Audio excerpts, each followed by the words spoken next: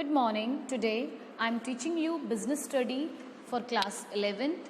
Our topic of today is principles of insurance. So, as in my previous video I explained you about insurance. As insurance is a contract between two parties. ये contract होता है दो parties के बीच में, whereby one party agree to cover the loss suffered by the other party for a consideration of some money known as premium. Okay, so this is the very short introduction I have given you this insurance. Now function also we read, like first providing certainty, protection, risk sharing and assist in capital formation. Then I explained you detail about the principles of insurance. So first of all, I taught you about the first principle of insurance, that is utmost good faith. Though we have seven main principles of insurance. So I already explained you in very brief starting two principles of insurance, that are utmost of good faith and insurable interest. Okay, so very quickly I am revising you again this first one, utmost good faith. So as we know that insurance is a contract, insurance एक contract है, is between two parties. तो इसमें क्या होना चाहिए कि जो हमारा इंश्योरर है और जो इंश्योर्ड है should display good faith towards each others in regard to the contract. तो जब कॉन्ट्रैक्ट होता है ये दोनों का ही रिस्पॉन्सिबिलिटी होता है कि वो अपने साइड से जो भी रूल एंड रेगुलेशंस हैं या जो भी टर्म्स एंड कंडीशन है वो एक दूसरे को डिस्क्लोज करे. It is obligatory on the part of the insured to disclose all material fact about the subject to be insured. तो जो भी पर्टिकुलर मटेरियल का इंश्योरेंस हो रहा है या जो भी मैटर है उस मैटर में आपकी ऑब्लिगेटरी बन जाती है, आपका ड्यूटी बन जाता है. You must be disclose all the matter very faithfully.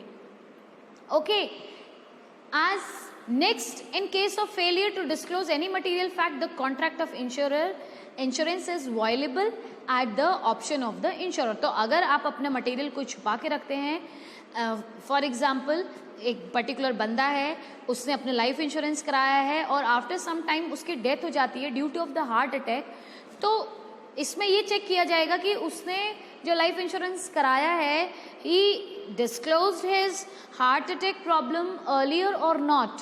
अगर उसने मेंशन नहीं कराया है तो in that condition he will not be eligible to take the compensation.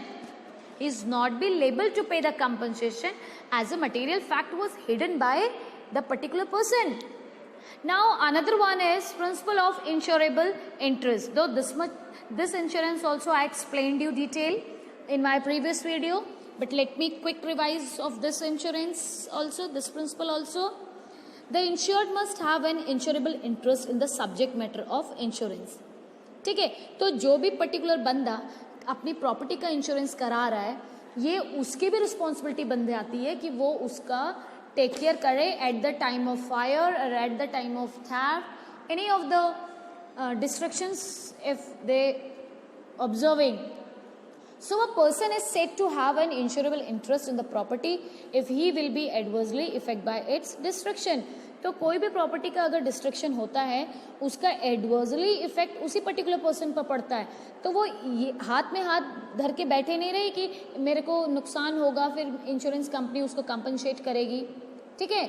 Now the insurance must either own a part or a whole part of the subject matter insure और must be such a position that injured to it would effect him adversely. इसमें क्या है, अगर वो हाथ में हाथ धर के बैठे रहेगा, नुकसान जितना वो चाहता है उससे ज़्यादा नुकसान हो जाए, तो जितना नुकसान हुआ है जो लगता है इंश्योरेंस कंपनी को कि हाँ इतना ही हम इसको कंपनसेट करेंगे क्योंकि इतना ही अमाउंट इसका हमारे तक है, तो जो रेस्ट ऑफ जो नुकसान हुआ है that is totally affected by the person himself. So however it is not necessary that the insured must own that property at the time of insurance. तो ज़रूरी नहीं है कि यहाँ पे जो इंश्योरेंस कंपनी जो इंश्योरर करा रहा है उसकी वो खुद की प्रॉपर्टी हो. तो उस कंडीशन में वो एक को हम कह सकते हैं कि वो अपना उस प्रॉपर्टी को इतना लुकआउट नहीं करेगा क्योंकि वो प्रॉपर्टी उसकी खुद की नहीं है. ठीक है. Then third one is principles of identity, indemnity. तो indemnity means security against loss. The purpose of the principle is to put the insured in the event of loss. तो यहाँ पे जो प्रिंसिपल है इसके तहत ये कहा जाता है कि जो इंश्योरेंस कंपनी है वो जिस बंदे को लॉस हुआ है उसको कंपनसेट करेगी, उसका जो लॉस है उसको वो ऑक्यूपाइड करेगी immediately before happening of the event. So it's mean the insured is entitled to recover the extent of the loss suffered by him up to the limit of amount covered by the policy. तो जितना policy ने उसको covered करने का surety दिया है उतना ही वो कवर करेगी, उससे ज़्यादा कवर नहीं करेगी। ठीक है, तो जैसे कि फॉर एग्जांपल कि आपका जो रिकवरी है, आपका जो नुकसान हुआ है वो 50,000 से अबव का नुकसान हुआ है।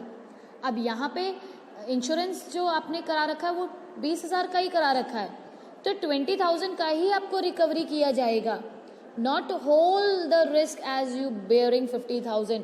तो पूरा 50 का 50 का बेयरिंग नहीं होगा, सिर्फ 20,000 का ही बेयरिंग किया जाएगा। ठीक है, तो जहाँ पे आपका जितना डैमेज हुआ है उतने का ही पे किया जाएगा। सिर्फ ये नेचुरल डिजास्टर्स अगर हो रहे हैं, नेचुरली कोई अकरिंग हो रही है, तो उस कंडीशन में आपको कंपनसेशन नहीं किया जाएगा, क्योंकि इंश्योरेंस कंपनी ये इसमें बाध्य नहीं है कि नेचर के द्वारा कोई नुकसान हो रहा है, क्योंकि नेचर के द्वारा तो सिर्फ आप ही को नुकसान नहीं हो रहा, each and every person getting the problem. Fine. Then अगर हम बात करें लाइफ इंश्योरेंस की, तो सिर्फ एक लाइफ इंश्योरेंस को ही हम छोड़ के कह सकते हैं कि प्रिंसिपल्स ऑफ इंडिमिटी के तहत जितना आपका नुकसान हुआ है उतने की भरपाई इंश्योरेंस कंपनी करेगी।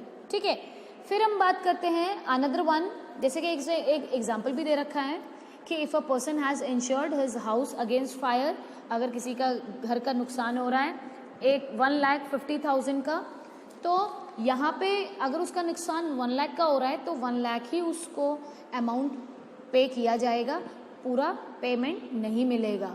ठीक है, now another one that is proximate cause. So causes of loss may be of two kinds, एक इंश्योर्ड प्रिल्स, दूसरा अनइंश्योर्ड प्रिल्स। ठीक है, प्रिल मीन जो अचानक से हो रहा है, suddenly. Fine, basically the peril is on of the sea, goods from peril of sea के कारण, समुद्र के कारण वो डूब रहा है। ठीक है, according to this principle in proximate cause, okay, the insurance is a liable for the loss only when such loss is proximately caused by the perils which are stated in the policy। ठीक है, तो जैसे कि screen में आपका contribution को explain किया गया है, तो हम कंट्रीब्यूशन को एक्सप्लेन कर देते हैं कि according to the principle, insured who has paid the claim amount under an insurance policy has a right to recover the proportionate contribution from the other insurance. तो कंट्रीब्यूशन का मतलब है कि अगर यहाँ पे एक इंश्योरर ने 2 इंश्योरेंस कंपनी से अपनी किसी प्रॉपर्टी को इंश्योरेंस कराया है, तो यहाँ पे इक्वली कंट्रीब्यूट किया जाएगा, दोनों ही कंपनी से उसकी जो नुकसान है उसकी भरपाई की जाएगी। एक ही कंपनी उसको पूरा 1 लाख का नुकसान भरपाई नहीं करवाएगी। In case there is a loss on such property, then the insured have no right to recover more than the full amount of his actual loss। तो जितना उसका लॉस हुआ है उतने का ही वो रिकवरी लेगा, उससे ज़्यादा का नहीं लेगा, चाहे उसने 2 से ही क्यों ना करा रखा हो। If the recovers the full amount of his actual loss from one insurer, he will cases to have a right to obtain further payment from the other insurer। तो अगर उसको आधा अमाउंट, फुल अमाउंट उसको नहीं मिला है, आधा amount उसको एक पर्टिकुलर इंश्योरर से मिल गया है, अनदर इंश्योरर कंपनी से उसको मिलना है, तो वो उसके लिए अपना ही can take the compensation from another insurer company also. ठीक है, तो ये उसको अधिकार है। So in such a case the principle of contribution will apply. तो यहाँ पे हम कह सकते हैं कि प्रिंसिपल ऑफ कंट्रीब्यूशन अप्लाई होता है जिस कंडीशन में जो इंश्योरर है has paid the compensation will recover the proportionate contribution from the other insurer also। तो यहाँ पे वो एक से ही नहीं दूसरे से भी इंश्योरर का अमाउंट ले सकता है। एग्जाम्पल देखिए, जैसे कोई पर्टिकुलर बंदा है, इंश्योर्ड हिज हाउस अपने हाउस को उसने इंश्योर किया है 2 लाख में विद इंश्योरर 1। यहाँ पे जो हरीश है वो इंश्योरेंस कर रहा है एक पर्टिकुलर हाउस का, जो कि वो 2 कंपनी से उसने अपने हाउस को इंश्योर किया है। एक से उसने 4 लाख का किया है और दूसरे से उसने 2 लाख का किया है। तो Harish insures a loss of 2,40,000। अब यहाँ पे हरीश जो एक पर्टिकुलर बंदा है उसको 2,40,000 का नुकसान हुआ है। तो यहाँ पे वो एक्स और वाई से एक्स को वो पे करता था 6 लाख, टोटल 6 लाख का है। तो जो एक्स वाली कंपनी है वो उसको 2 लाख देगी, जैसे कि नुकसान हुआ है 2,40,000 का, और जो बी वाली कंपनी है वो उसको 4 लाख पर देगी, 4 लाख डिवाइडेड बाय 6 लाख, तो टोटल 2,40,000 पर। तो एक कंपनी से उसको 80,000 मिल जाएगा, दूसरी कंपनी से उसको 1,60,000 मिल जाएगा। अब हम बात करते हैं अनदर प्रिंसिपल की, that is principles of causa proxima, या हम कह सकते हैं nearest cause. So in this जो भी आपका सबसे नियरेस्ट कॉज है, for example Rohit took a marine policy to protect his goods from peril of sea. तो रोहित ने अपना शिप का मराइन इंश्योरेंस किया था ताकि वो समुद्र में कोई भी peril आती है, कोई भी कारण होता है through the sea water, that totally be get through the compensation company, insurance company. On the way the goods were spoiled by the rat, लेकिन रैट अगर उसको स्पॉइल कर देते हैं, in such case no compensation will be given as loss cause due to the rats. तो rats के द्वारा अगर कोई नुकसान होता है तो यहाँ पे कोई भी उसको कंपनसेशन नहीं किया जाएगा। Remote cause and not the proximate cause, क्योंकि ये रिमोट कॉज है, ये प्रॉक्सिमेट कॉज नहीं है। However, if the rats make a hole in the ship and water enters from the hole and spoil the goods, then Rohit is entitled to the compensation as a loss caused. अगर जो rats हैं वो ship में whole करके and water into the hole and spoil the goods, water पूरा ship में आ जाता और पूरा शिप पानी से डूब जाता, तब ही नुकसान होता। तो इस कंडीशन में हम कंपनसेशन करते तो ये प्रॉक्सिमेट कॉज हो जाता, ठीक है। लेकिन यहाँ पे रैट ने पूरा नुकसान किया है, वाटर का तो कोई इसमें इन्वॉल्वमेंट है ही नहीं, तो यहाँ पे हम कह सकते हैं कि ये प्रिंसिपल ऑफ प्रॉक्सिमा कॉज के तहत रैट ने नुकसान किया है, तो यहाँ पे रोहित को कोई भी कंपनसेशन इंश्योरेंस कंपनी द्वारा नहीं मिलेगा, ठीक है। So fifth one is subordination, principles of subordination and mitigation. I'll explain you in my next video. Thank you.